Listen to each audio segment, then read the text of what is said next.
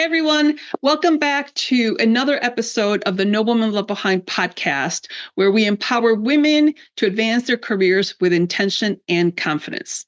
I'm Rosie Zelinskas, and today we have a special guest. Katherine McCord is joining us to discuss the topic of embracing neurodiversity while thriving in the corporate world. Whether it is revolutionizing HR tech, innovating DEI, or founding the neurodiversity inclusion community, the neurodiverse Katherine always brings everything back to her three missions, which are integrity, innovation, and inclusion. So in this episode, Katherine is going to share her experience in neurodiversity because she is neurodivergent. And she's going to share how individuals, especially women, can navigate the corporate space while being neurodivergent. She's going to share a lot of stories and tips and challenges on how you can thrive in the corporate world, again, while being neurodivergent. So join us as we uncover the benefits of embracing neurodiversity in the corporate world. Stay tuned.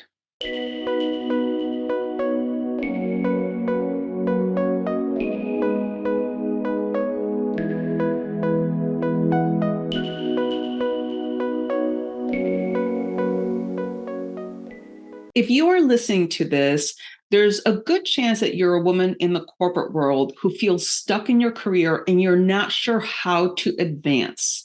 If that's the case, I want to let you know that I have an incredible resource that can help you.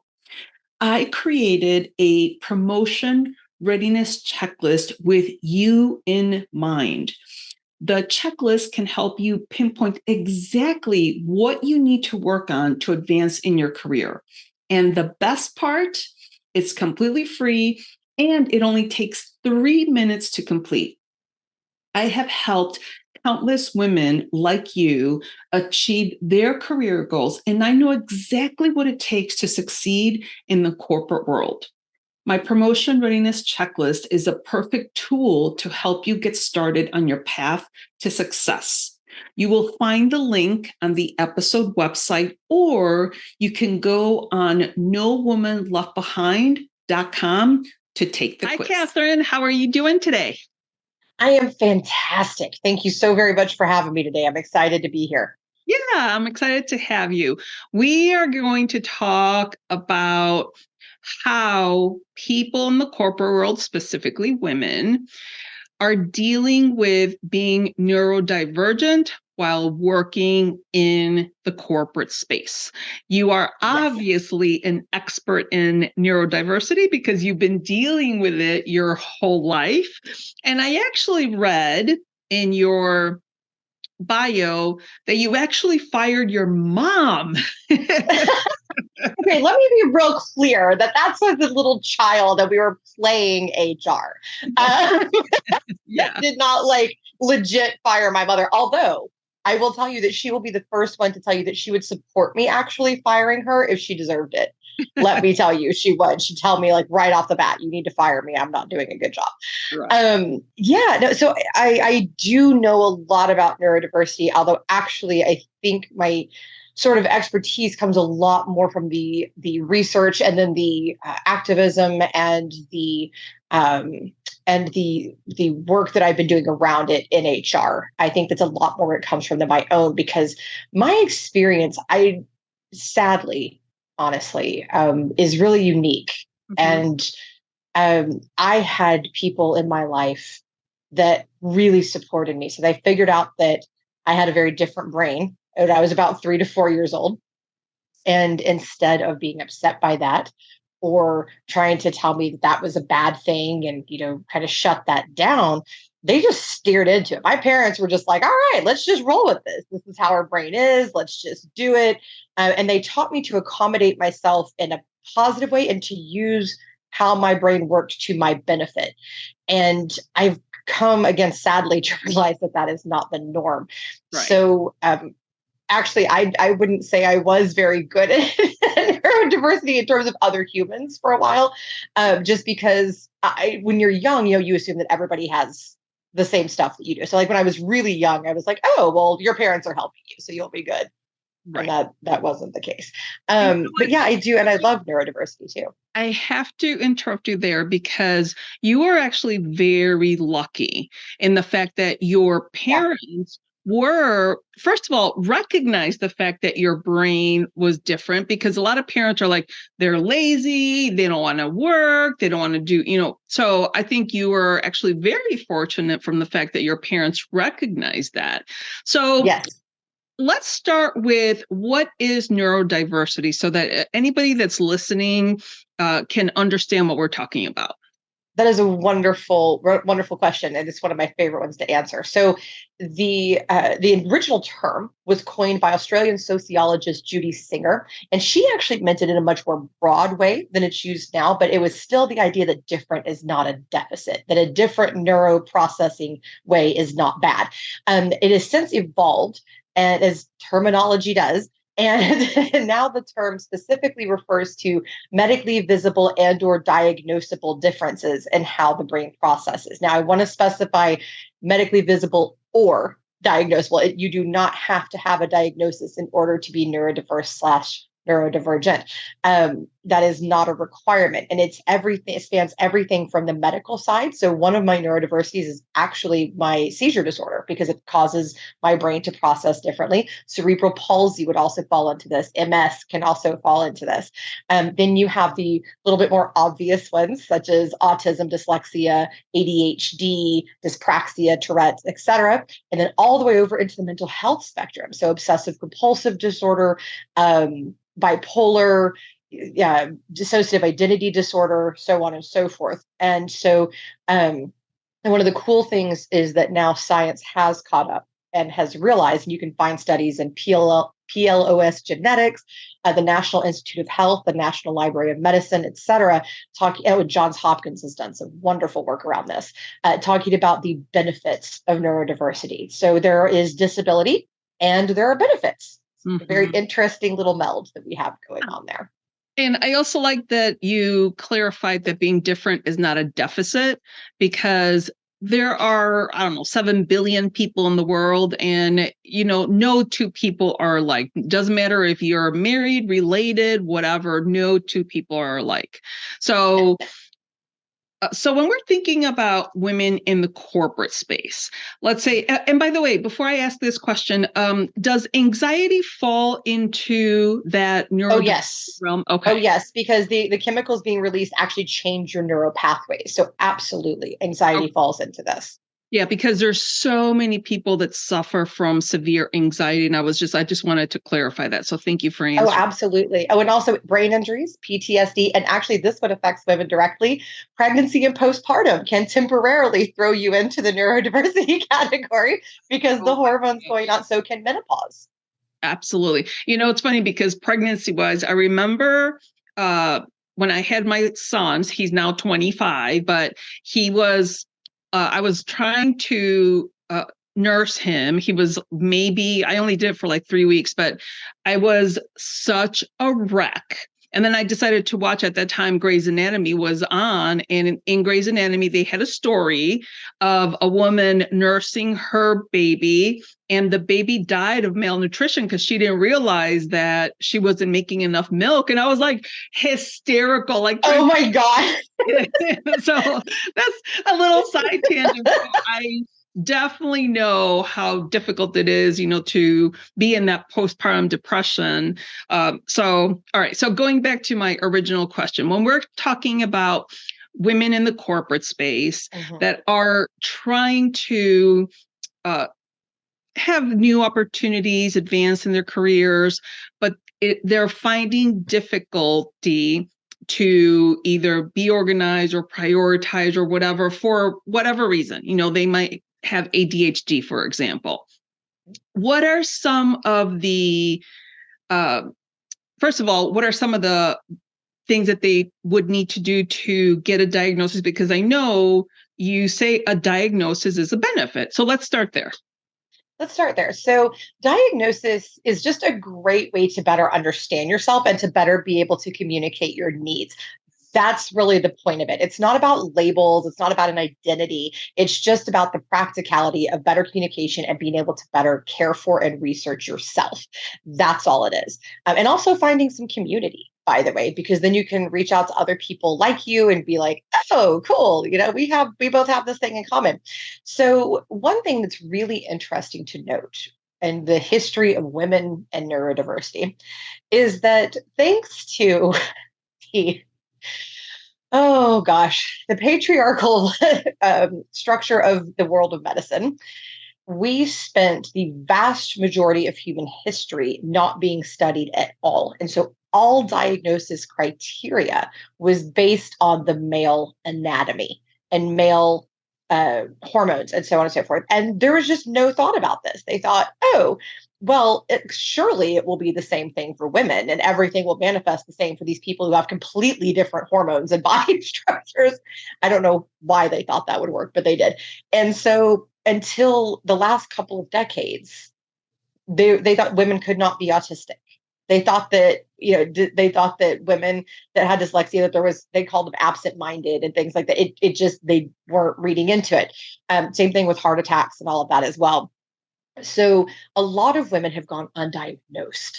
And that's why I bring that up, because now you have a lot of women who are adults, even retired people. I have an aunt who just figured out that she's dyslexic and she's retired. Like, think about going your whole life and nobody tells you. It's just like, oh, well, you're just different. It's okay, which is fine. It's good that she always still had the self-esteem to go with it. That's good. But it would have also helped her a lot. She could have gone even further, I think, and she's even said that, had she known what was going on. So number one, ladies, if you've always felt a little bit different and nobody's ever made a thing about it, it might be time to go get checked out and to just have somebody who is an expert in these areas. And be real careful getting diagnosed from a general practitioner. Some of them are very well versed, some are not. So look up people and doctors that specialize in neurodiversity and neurodiverse diagnosis. There's also online tests that you can do to kind of get the process started and get a feel for what might be going on. I highly recommend that, but always look for a specialist in these types of things. And if anybody wants recommendations for different healthcare systems, you can find my contact information. I'm sure that Rosie will post it and you can reach out directly. But that's a big part of it, is that a lot of women don't know. And I run into that all the time. And in fact, I accidentally, talking about funny stories, I accidentally diagnosed someone in the middle of a public presentation. So everyone, and I do mean literally everyone that knew this woman, knew that she has ADHD. Like, just factually, it was just part of knowing this human. And somehow she did not know that. And I assumed that this is the last time I ever made this assumption. I assumed that she knew based on a few things that she had said to me. Later we kind of laughed about that little misunderstanding. And I accidentally referenced her as somebody having ADHD. And she looks around, she goes, I have ADHD. And everyone goes simultaneously, you didn't know? And I'm talking like a dozen people looking at her going, you didn't know? God, that's so. And it was so funny. Like, she just didn't. Now she just steers into it. It's like, oh, great, this explains a lot. But it's very common. So just check it out. And now she can accommodate herself even better. So that's kind of what I tell people, is the why, so that you can learn yourself better, learn why these things are happening, and realize you're not broken. There's nothing wrong with you. Your brain is just different. So you just need to function differently than other people. Yeah. I like that you said that being neurodivergent, whatever it is, it's not a label, but it's more a way to get to know and learn more about yourself. And I think that's, in a way, it's a gift, because then it could explain so many things that maybe have been going on in your life that, like that one person that didn't know that they had ADHD, but the whole world knows. So. Oh yeah. Everybody else knew. And then I have a best friend, again, late in life diagnosis. And she's so cute. She runs 2 different businesses and is an extraordinary human and wonderful friend and is always punctual to all this. But then she'll like leave her husband's keys in the freezer. Like, I don't, literally that happened. That's not like an exaggeration. That actually happened. And so it helped her to understand, like, if there's nothing wrong with my brain, I don't need to be scared, because sometimes people think something's wrong. She just realized that her brain is just different, and she realized what causes instances like that to happen, how to prevent that, because she then understood herself. So that's all it is understanding yourself better. Right. Now, when we talk about creating, like, let's assume someone, excuse me, let's assume someone realizes what their neurodivergent, I'm going to call it a skill is. So what is the next step? Once they figure it out, what is the next step for them to start incorporating it into their day-to-day life?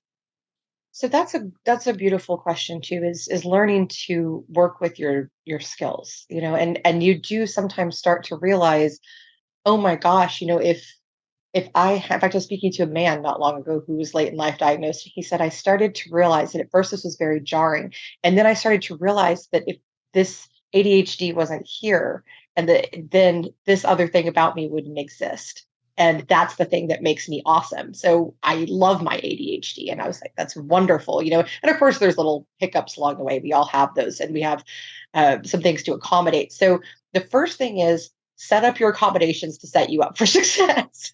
Get yourself accommodated. Start doing some research, figuring out what works for you. Now, by the way, it's becoming very normalized to have toys at work, which I freaking love, because I have, might be able to see on my desk behind me, covered with toys. Squishy balls, fidget toys, sitting on yoga balls, not desk chairs. The reason for this is this will help you to work naturally and comfortably for your brain. And that will help you to then discover the talents and to best utilize those talents. Because if you're trying to work in this little box that doesn't work for your body and your mind, you will not be able to reach your full potential. It does not work that way. Human beings are not designed that way.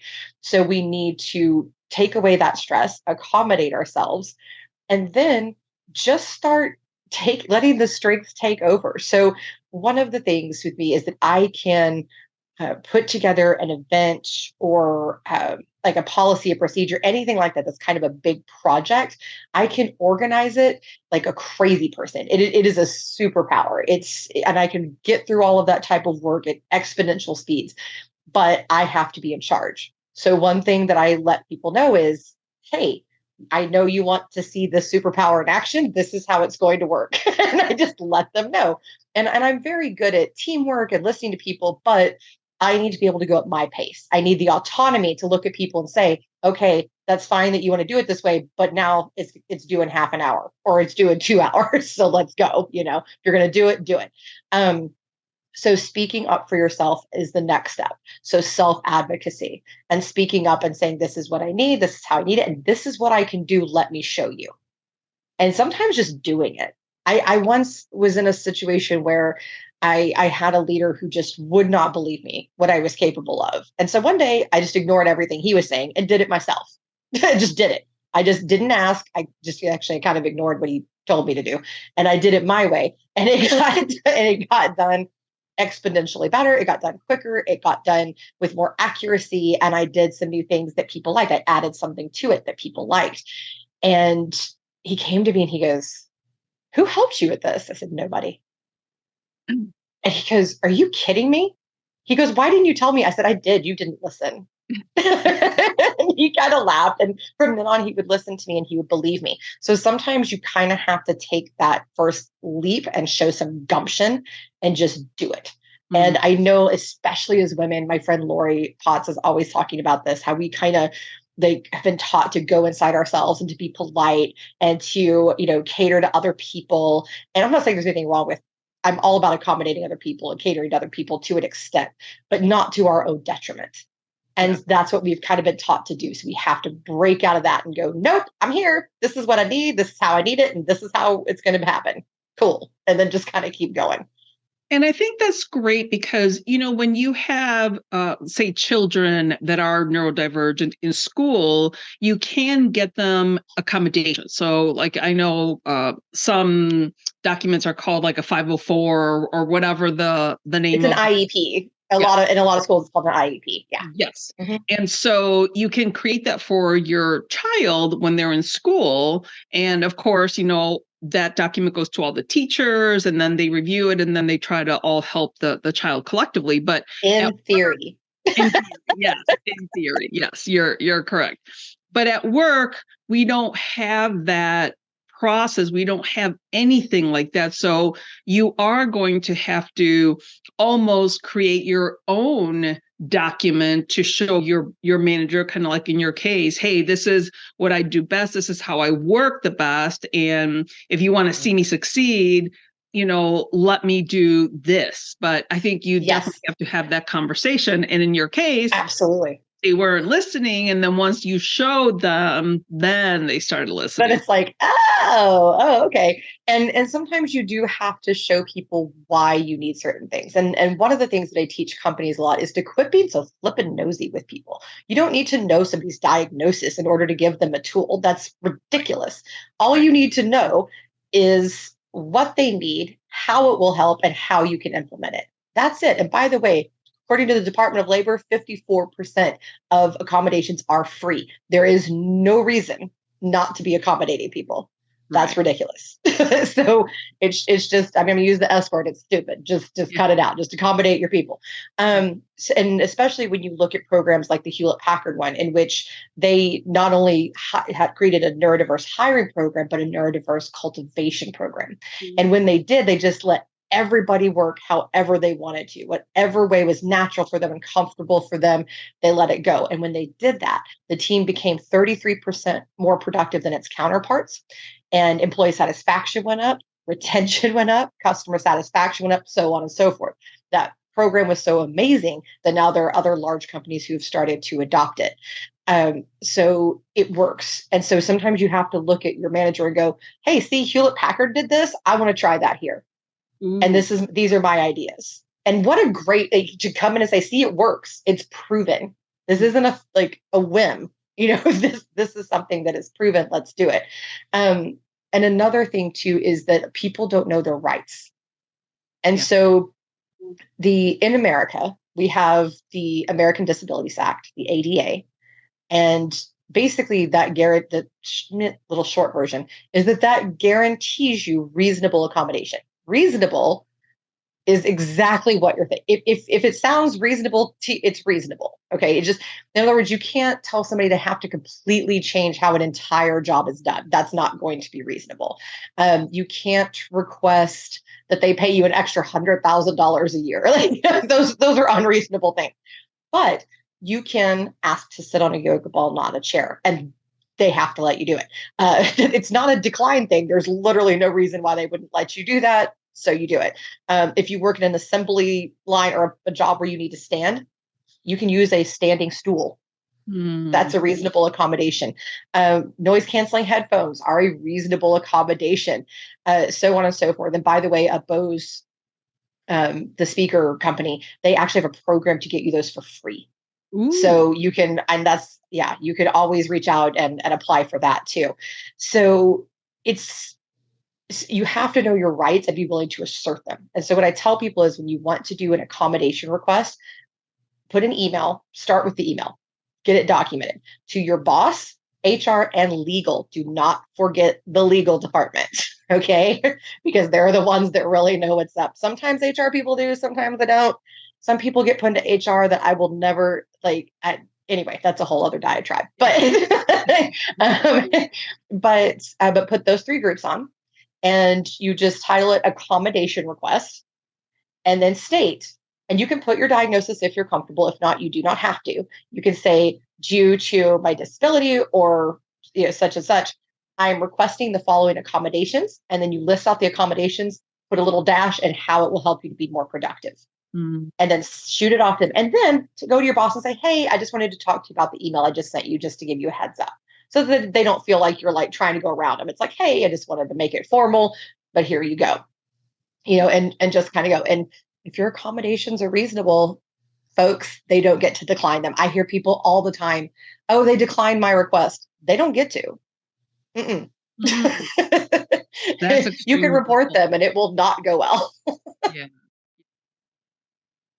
Hey everyone, I am so excited to announce that the Unlock the Leader Within membership is finally launched and live. This segment is brought to you by our very own No Woman Left Behind. The Unlock the Leader Within membership was designed to empower you in your corporate career to advance your career with confidence. Confidence is so lacking these days. When you join the Unlock the Leader Within membership, you will gain the ability to become a high performer. You will have your custom career roadmap and more than anything. And the thing that's most exciting to me is that we will build an amazing community of like-minded, ambitious professional women that are there to help and support and learn from each other. This incredible membership is up and running, so check it out. Go ahead and scan the QR code over here, or if you're listening to this episode, go to the episode website and click on the Unlock the Leader Within membership to check it out. And now back to our episode. That's extremely helpful. Now, let's talk a little bit about the benefits of your differences and how you can use them to excel. So I think that's going to be where it's going to be on a case by case, obviously based on the person. Obviously. But how would you implement something like that? So using your benefits to excel, it's funny because a lot of times people, number one is the problem that they don't understand themselves and how they really work. So make sure that you understand exactly what you need so that you can communicate that. But then focus everything on that. So just so when I was a little kid, I said, my parents realized early on that something was different with my brain. And so one of the earliest neurodiversity that they noticed was my obsessive compulsive disorder. Little tiny thing, completely obsessive about things. So they taught me to steer into that and to use it to get things, to really get things done. And I was very meticulous. So you could set me on a task and I would just, and just go and go and go down the rabbit hole and get everything done. I was also very early on in my professional career, it became obvious that, again, because of the obsessive compulsive disorder, that I could solve any problem thoroughly and I could lead a group in coming up with a good consensus quickly and accurately and going down every possible rabbit hole, nothing missed, right? So those kinds of things. So realizing, taking what you do here and translating that is a big piece of that. So learning to translate your skills. So, okay, I do this weird obsessive thing at home and that's not the most fun thing, but how can I use that as a proactive thing over here? And then just steer into that. So I looked at that and I thought, okay, well, what kind of jobs can benefit from this? This is one of my most predominant skills that I have. And so I started researching and just kind of paying attention and listening to people. And I went to some conventions and started talking to people and meeting people. And I tried a whole bunch of different jobs and figured out that event planning was great for me. Executive jobs, very specifically, not like middle management, but like executive level jobs were great for me. And then working with HR, like building out projects and stuff like that were really great. So to activate your superpowers, number one, steer into them like hardcore. Stop focusing on this thing that you've always done. And who cares? Who cares about that? Focus on what you can do. And ultimately, when you're looking for a job, pitching somebody on this unique thing that you can do goes really well. I've gone into almost every, I'm trying to think if there's an exception to this, and I don't think that there is. I've gone into almost every single professional job interview that I've ever conducted. And I lead with the things that make me unique. And I don't say it's because of my obsessive compulsive disorder or my mania or whatever else it is, right? I don't say that. But I explain to them these unique things about me very early on. And I show them what that looks like.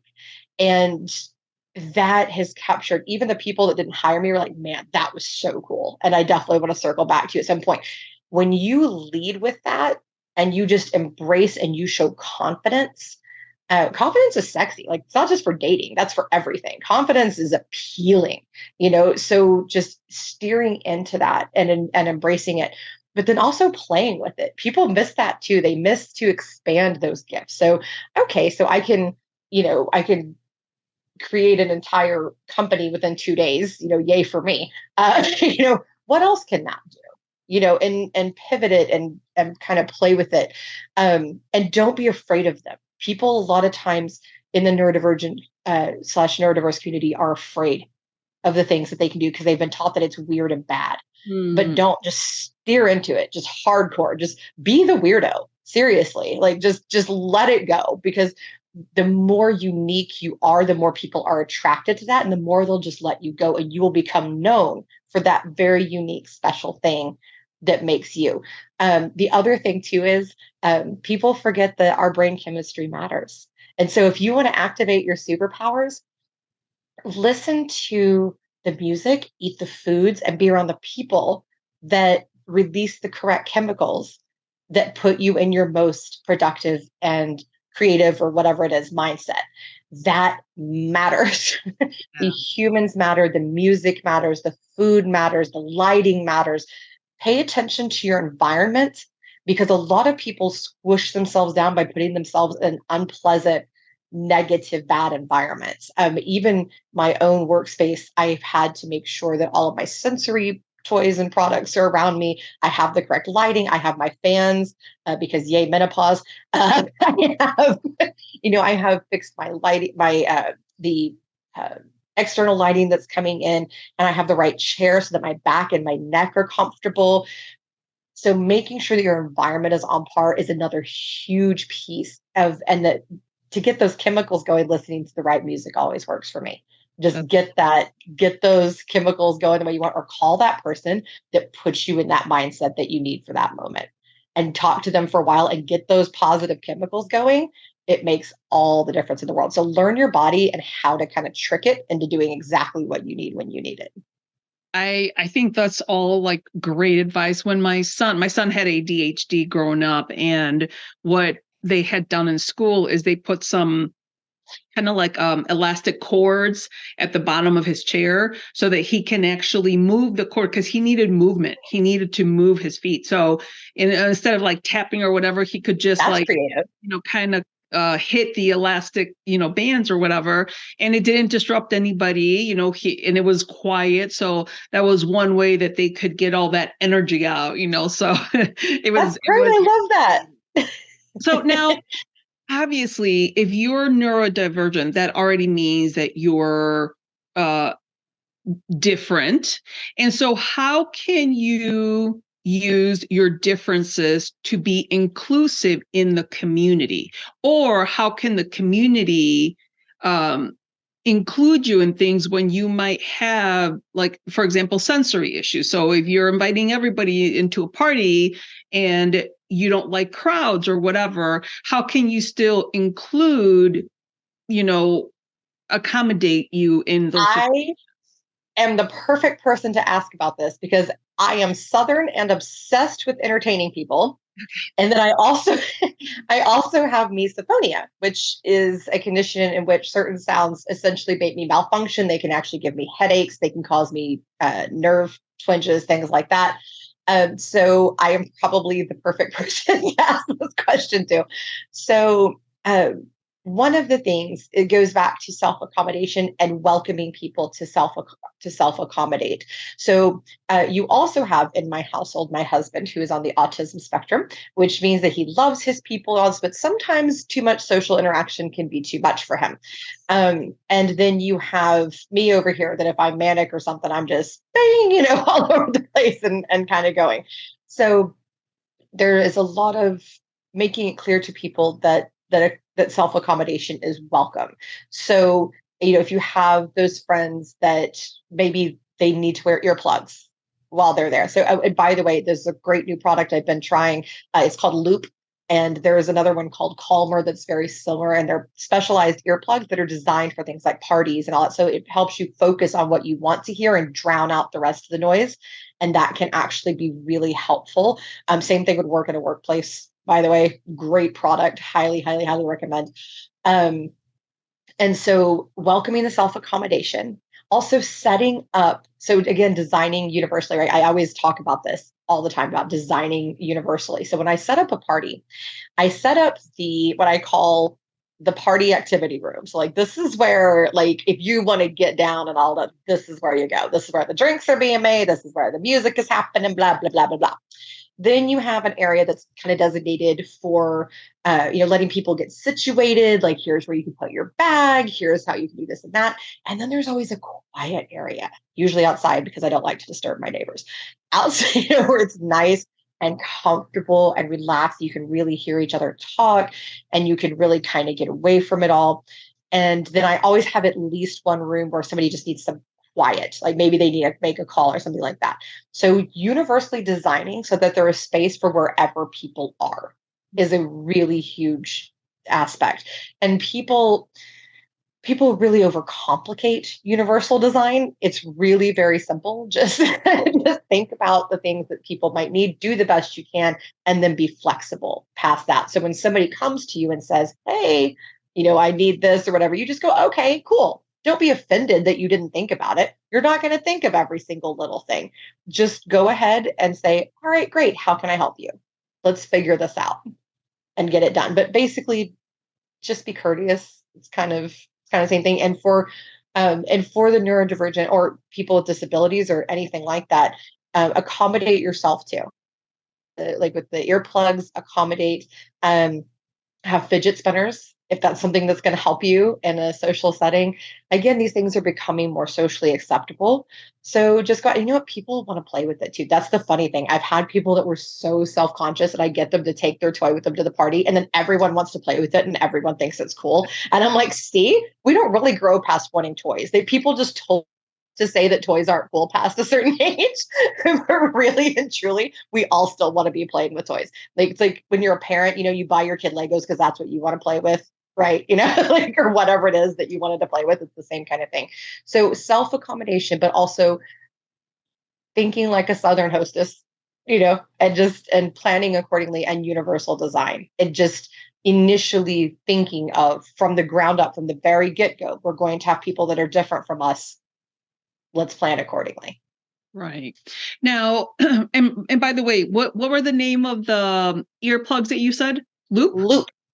LOOP. Wonderful product. That's awesome. We're going to have to link that in the show notes for sure. Yes, absolutely. Now, let's talk a little bit about you and your story. Obviously, your parents knew that you were, from very young, that you had different neurodivergent, I'm going to call them skills. But as you entered the workforce, talk to us about your challenges of entering the workforce, or even like being in school, high school, college, where you needed to manage a workload and then go into the workforce, and then how you became an entrepreneur. So I'd like to hear about your story. So again, I'm not the best example. My story is so very different from most people. So in school, I was raised to be very confident and to have a lot of autonomy and to speak up for what I needed. So I would just tell people what I was going to do. That's what I did. And either teachers ran with it or they got frustrated. So I don't, and I was reasonable I was always respectful. But I would just tell people, this is what I need and this is how I'm going to do it. So there we go. I managed a workload just fine. Now, as I got older and the mania kicked in, I had to learn to, number one, I had to kind of relearn to share workloads, because my tendency when I get in a manic state is that I just do it and I just do the thing and then we just go. I also had to learn when I was in a depressive state how to keep going, but that was actually pretty easy because my father taught me. He has always had depression problems, and he taught me how to get through that at a very young age. So from the time I was a teenager, I knew how to work through all of that. And so that worked pretty good. And it's a lot of grounding exercises. It's a lot of using calendars and just keeping the repetition going. And then it's also understanding what's happening so that you can tell your brain, I know what's going on. You're not going to trick me today. I know that this is just chemical. I am safe. I am okay. I can get up and work. And it takes a minute and you have to kind of get going. But getting through all of that, I didn't experience a lot of discrimination until I developed the seizure disorder. And then all of a sudden it was, oh, you need camera off. Well, too bad for you. And it was because there are days, obviously, I do fine with camera most days, but there are days being on camera ain't happening. It's going to cause a seizure. No, thank you to that. And so that's kind of when I started noticing people like the people like the mania side of my bipolar. So I guess it was kind of weird. I got like backwards discriminated against. Like people really liked the mania. They'd be like, "Where'd that shit go?" Like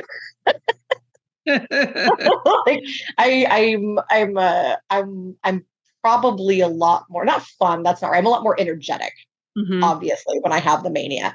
And so a lot of people will kind of be confused at first. Now I just tell people everybody knows I have bipolar, just so that they understand. If you meet, there's going to be different situations.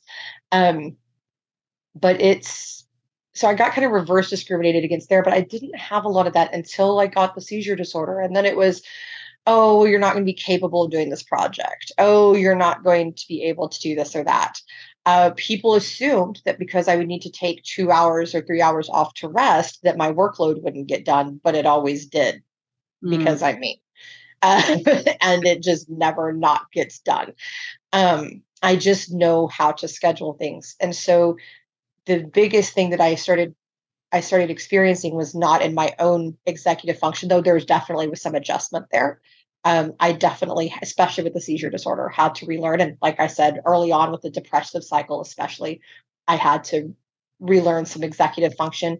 But the biggest struggle for me was the social disability, was other people assigning disability to me. That's what social disability is, when society says you're disabled, but it has nothing to do with what you can actually do or not do. And that was the roughest part, because I was like, what is right? You don't know anything about this. Go, I've got this. Just go over there. You do you. I've got this. And people will not believe you. And they're just, and sometimes too, they do it out of concern. Like they think that you're trying to overwork or overdo. Like, no, I need you to stop. And I need you to trust me that I know how to take care of myself. Thank you very much. And just kind of keep going. But that social disability is the hardest freaking thing to get over. And then your own anxiety, and a lot of people don't like to talk about this, but I think it's huge for a lot of people, is your own need to squash that social disability. So a lot of people in the neurodiverse and physically diverse groups will overcompensate and will delay doing things that they need in order to squash that social disability. I don't want to deal with it. And it's not that it's like embarrassment or anything like that. No, it's that we don't want to deal with it.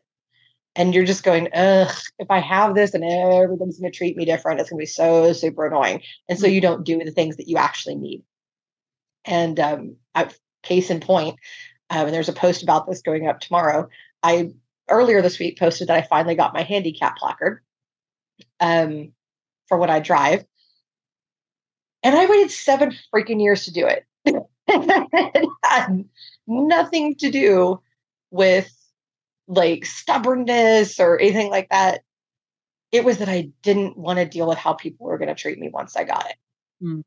Yeah. And that's so ridiculous that I let that stop me for that long. But I just did, because I knew that would be the one thing that I was like, especially as young as I am. I'm not that young, but young enough that people look at you funny. And I don't have a visible disability most days. Right. And so I was like, oh my God, this is going to be such a hassle. I'm not going to like it. And then even like my family and friends, how are they going to do it? People I work with, if I drive up to a work event and they see that placard, that's going to shift that mindset. And it's just true. So I was like, ugh, Well, but now I get it. and like you just said, if you go and park even at a store and you have your placard and you get out of the car and you walk just fine, people are like, well, what is What the she heck? Yeah. doing? And I'm like, yeah, COVID took my lungs away and now I can't breathe good. And that's one of the reasons I need this. And then the seizures, because if it's a seizure activity day, the less I can walk, the better. And I don't really drive like that, but even if somebody has to take me somewhere and let's say there's not a way to just like drop me off or something like that, or if I need their help to get in, so they have to get out with me, then we need that. But yeah, and it's so funny because I'm so public about all of it. Yeah. And that's what my husband finally said. He goes, "You tell everyone anyway." Like, I know, but there's something different about seeing the flag. And I just had that in my head. I really did. I don't think that was a real thing. But that is the thing that people do. And I know other people that have done it too. So it's the social disability and having to accept it, that it's going to happen and it's stupid and it's dumb and we have to work to overcome it. And it's irrational, but we have to overcome it. And the best way we can do that is to show up and let the benefits fly and to let the pros of us be seen. And just tell people, like, look, yeah, occasionally I'm going to forget this or that, or I might be 5 minutes late to a meeting, or I might work way faster one day than I do another day. But this is just what it, or I might need to use a PDF reader, or I might need to use Grammarly or whatever. Mhm. But it works, right? Like just when you can accommodate yourself, you can still be so highly successful. And so just why, just why let it stop you? But I think that's the hardest thing to overcome I for love a lot that. of I people. love everything that you Also, said, meaning, to recognize what your needs are, to get to know who you are and how you can still be so successful in yeah, spite of, all of your neurodivergent skills. So yeah, I love that. That's awesome. yeah. All right. Well, Katherine, this has been a wonderful conversation. I know I have learned a lot. And so thank you for sharing all of your experience. Is there maybe one actionable tip that you want to leave the listeners with in the event that they were experiencing something that they don't even know what it is? Yeah. You know what? It just honestly, I would say get to know yourself the real way, not the way society told you that you needed to, not the way that everybody else told you you need to read, or not the way everybody else told you you need to organize, or the way everybody else told you that you needed to go into the workforce. Just stop, realize who you are, what feels natural to you. And it sounds weird, but we actually have to practice that a lot of times. And practice just doing the things that feel natural to you. And if you realize that something's not healthy or not good, okay, dial it back a little bit. That's all right. That's trial and error.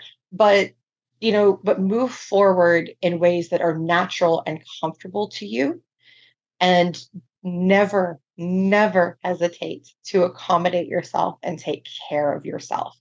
And even if that means having a cute, fun toy, or if it means getting some earplugs like Loop, or if it means even, having people in your life that are there to help you work through things that are happening in your mind, whatever it is, take care of yourself, accommodate yourself, and always work and function on a daily basis in ways that are natural, healthy, and comfortable to you. Wonderful. Well, those are all fantastic things that someone can do to take care of themselves and still be successful. So, well, Katherine, thank you so much for your time. I appreciate you being on the show. Thank you so much for having me. This was a lovely conversation. Yes, it was. Thank you. That certainly was an extremely enlightening conversation that I just had with Katherine. I'm going to talk about three different things that are my takeaways. The very first thing is we need to be able to understand what neurodiversity is and its benefits. Now, neurodiversity refers to the various ways in which people's brains function and how they can process information differently. So, we're talking about different conditions such as ADHD, autism, dyslexia, being bipolar. Those are all conditions of neurodiversity. What Katherine is advising is that being neurodivergent, you have to think about neurodiversity as not being a deficiency, but instead it's simply a different way of thinking that can actually bring your unique strengths and perspectives to the workplace. So I think that's really important because, again, you can embrace your neurodiversity and work with it instead of against it. So that was the first takeaway. The second takeaway for me is having that sense of self-advocacy and requesting accommodations. Katherine advised that it is very important to self-advocate, especially when you have neurodivergent individuals. She encourages people that are in the corporate world, if they have neurodivergent conditions, to make sure that they understand their own needs. And most importantly, be able to communicate those needs to management in the workplace. This might involve requesting like specific accommodations as well. And the accommodations could be a variety of things. It could be as easy as a screen protector, maybe for the light. It could be flexible working arrangements or tools to manage your sensory overload. She also points out that many of the accommodations are free and easy to implement. And finally, the third takeaway for me is the fact that when you recognize as a management team, when you recognize and acknowledge and help and assist people that are neurodivergent, you're actually creating a more inclusive work environment, which is huge. So Katherine discusses the significance of creating a supportive work environment, an inclusive work environment for neurodivergent employees is so incredibly important. She provided an example of companies like Hewlett-Packard that have implemented successful neurodiverse hiring and cultivation programs. And those programs not only have improved productivity and employee satisfaction, but they also have fostered a much more inclusive corporate culture. So those are my three takeaways from my conversation with Katherine. Now, Katherine does leave us with one actionable tip, and she advises neurodivergent individuals to embrace their differences and use them to their advantage. She suggests focusing on what you do best and communicating that to your employer. So, for example, if someone has ADHD, they might excel doing like really fast-paced tasks, and they're going to thrive in that kind of thing because they have that ADHD. But by understanding your unique skills, neurodivergent individuals can excel in their careers and demonstrate their value to their organizations. And not that it's not in spite of being neurodivergent, but it's because of their neurodivergent conditions that they can do some pretty specialized things. Finally, if you haven't done so already, please complete the promotion readiness checklist and check out the Unlock the Leader Within membership.